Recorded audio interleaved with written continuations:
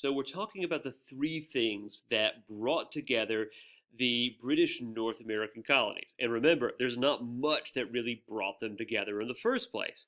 And those three things are God, science, and blowing stuff up. So we talked about God in the First Great Awakening last time. Now we're going to talk a little bit about science. You might remember from the last discussion that the scientific revolution really changed the way that people, especially educated Europeans, viewed the cosmos and the world around them. The scientific revolution, much like the First Great Awakening, spans an arbitrary time period. If you were alive in 1543, it's not as if you would turn your calendar and go, oh, smack, we're in the scientific revolution now. It doesn't work like that. Labels like the scientific revolution, the Enlightenment, the Industrial Revolution, these are all terms that historians invent to periodize history. And usually it says something about the spirit of the age. Or the Germans have this delicious term to describe it. It's called Zeitgeist, which translates out to time spirit, but the translation doesn't really do it justice. So what is the zeitgeist? What is the spirit of the age if we're talking about the scientific revolution? Well, it's not just that our understanding of the world and the universe advances considerably in about a century. I mean, it does, and that's impressive enough. But what is truly revolutionary about the scientific revolution is the fact that we established some ground rules for what science actually is and how it works. So for us to figure out how science is revolutionized, we need to turn to Bacon. Now, Bacon, admittedly, is a revolutionary meat. Nathaniel Bacon was a revolutionary politician, but actually we're going to talk about a third Bacon, Sir Francis Bacon. Sir Francis Bacon, this is the Cliff Notes version, basically is famous for calling scientists and academics lazy. Because one of the things that had kind of happened, or that had been the case really for a very long time in academic circles, is this emphasis on deductive reasoning over inductive reasoning. In other words, you try to figure out the way the universe works and the way the world works from the comfort of your couch or your ivory tower. So, in other words, you sort of make deductions and logical conclusions based upon what makes sense to you. One of the chief offenders here would be the Greek philosopher Aristotle. Now, I know that talking about the scientific revolution is kind of a detour through European history, and now we're taking another detour all the way back to the 3 to 400s BC to talk about Aristotle. And you're like, Mr. Dry, why? And that's a good question. And the answer is that for educated Europeans, their foundation in science, in philosophy, in just general thinking was still Aristotle.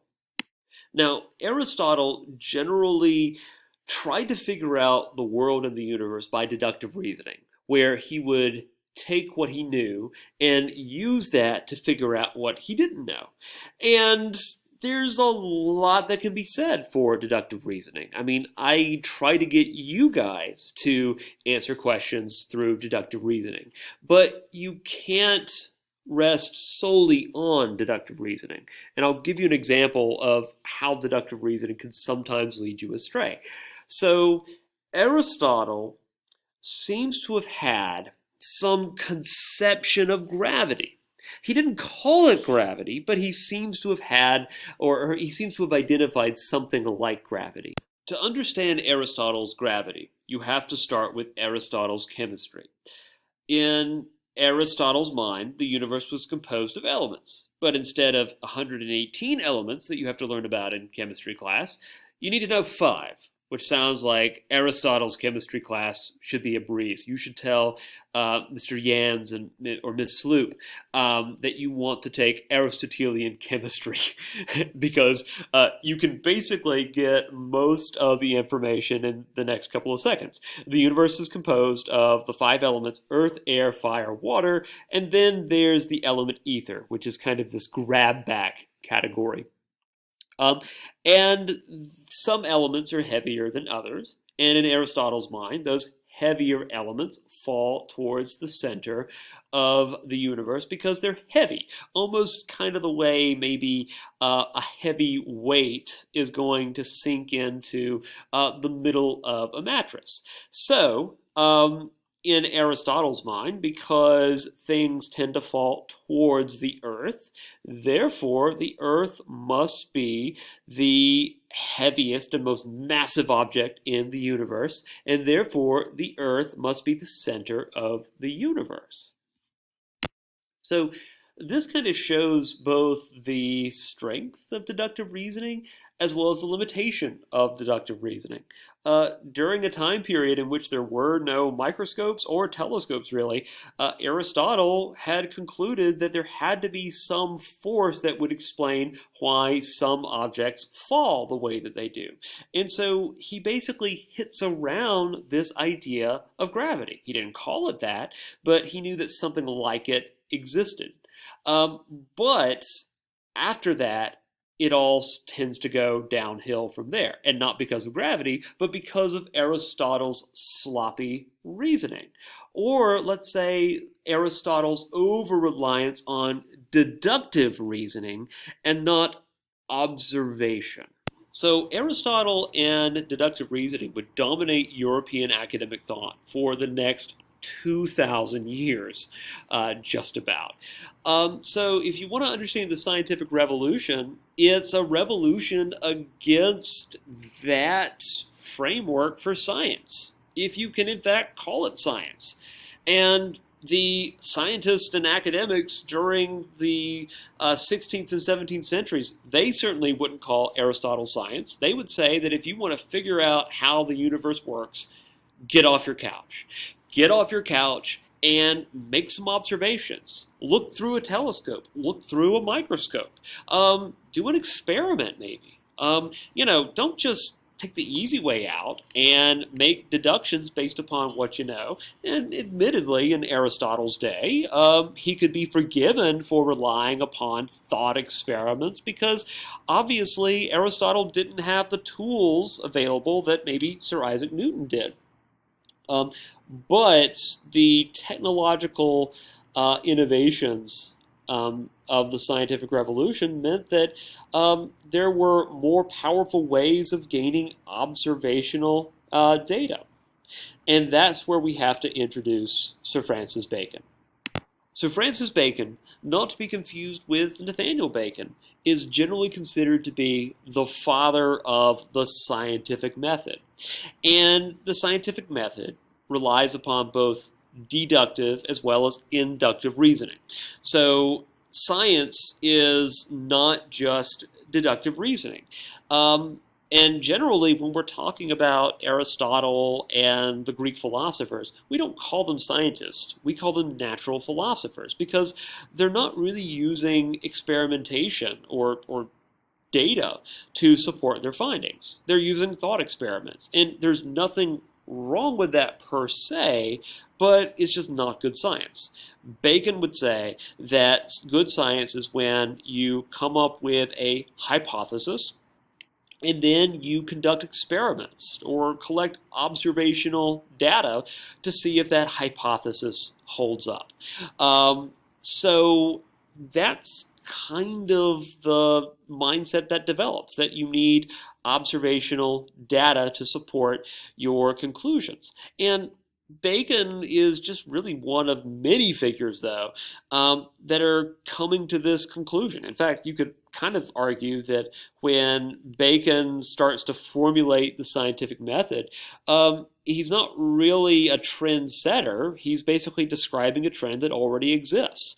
Well before Bacon's time, actually, kind of a contemporary of Bacon, is Galileo, who is being forced to recant his observations on the orbit of the planets. And at the end of Galileo's hearing, Galileo has this wonderful statement that goes something like this: and yet it moves. In other words, despite your assertions to the contrary, I cannot deny what I have directly observed, which is kind of like a great statement or motto almost for this period that we kind of call the scientific revolution. But of all the thinkers and individuals that we can talk about during the scientific revolution, by far the most important was Sir Isaac Newton. Sir Isaac Newton, remember, is a figure we touched on last time during the First Great Awakening. And Newton was not just significant for quote unquote discovering gravity, but for basically coming up with a model for how the universe worked. And remember that this model did not require the existence of God. Now, Newton was actually a very devout Christian, but remember that the problem that Newton raised is that his universe was a clockwork universe, a universe that really did not require God to do anything. The universe could more or less run on autopilot. You still had this question of ontology. In other words, where does the universe come from? And that might allow God to play some kind of a role. But that kind of provides a foundation for deism that we'll talk a little bit more about during the Enlightenment. The idea that God exists, but that God doesn't really do anything specific or concrete in the functioning of the universe. And God is a distant God, the God that devises or creates the laws of physics and logic, but not really a God that you can interact with on a day-to-day basis. Again, Newton is not a deist, but the individuals in the European Enlightenment will take Newton's ideas and kind of use them to sort of argue for the existence of an impersonal clockmaker God. So Newton's fine-tuned universe that could basically run on autopilot posed a challenge to most European religions and churches. But the other challenge posed was not really one in science, but one in war. Before the 1500s in Europe, the Roman Catholic Church had a monopoly on religious and, to a certain extent, scientific understanding. Well, with the scientific revolution, which starts in the 1540s, the Catholic Church loses its monopoly on academia, but now with Martin Luther and the Protestant Reformation, the Catholic Church loses its monopoly on religious life as well. And so the story doesn't end with Martin Luther going to the Diet of Worms in 1521 and saying, sorry, not sorry, but I'm sticking to what I believe. Remember, the story goes on from there. And it unwittingly leads to a series of absolutely catastrophic religious wars. And by the way, religious wars, by their very nature, aren't incredibly fun. They tend to be very ferocious and usually involve the parties fight with a lot of zeal and determination. But the wars that followed the Protestant Reformation were particularly bad. So, for example, you have wars like the 30 Years' War which last from 1618 to 1648. And these were wars that killed anywhere from 20 to 25% of the population in Germany. I mean, you almost have to go to the 20th century to find casualty rates that high in any war. And the 30 Years' War was just one war that was fought for religion. You also have religious civil wars. You have the 80 Years' War between Spain, which was a Catholic country, and the Protestant Netherlands. So these religious wars were incredibly devastating. And because they were animated by religious fervor, you had widespread atrocities. So the European Enlightenment is kind of a reaction to both of those challenges. The challenges posed by the scientific revolution and the challenges posed by wars of religion. And is it any surprise when you look at those two events that you get individuals like Voltaire, who is generally considered to be kind of like the mascot of the European Enlightenment, saying statements like this, quote, Christianity is the most ridiculous, the most absurd and bloody religion that has ever infected the world. Or you have people like Denis Diderot, who authored the French Encyclopedia.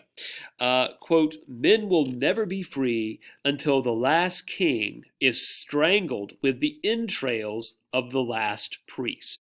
So Enlightenment thinkers like Voltaire are, in one respect, continuing the scientific revolution. They are individuals who generally emphasize the importance of inductive reasoning and experimentation and observation. They basically agree with Francis Bacon and company on that. The difference is what they're focusing on. So individuals like Newton and Kepler and Galileo used scientific inquiry to explore the heavens above. Voltaire was more interested in heaven, or at the very least, the idea of God. He takes the idea of inductive reasoning and starts applying it to organized religion.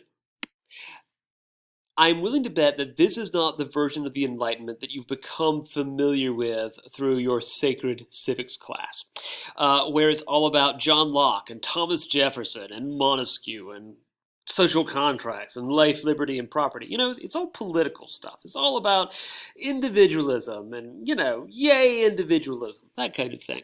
And in Great Britain and the United States, or what will be the United States, that certainly is the case, but the Enlightenment really has roots in religion and reaction to religion.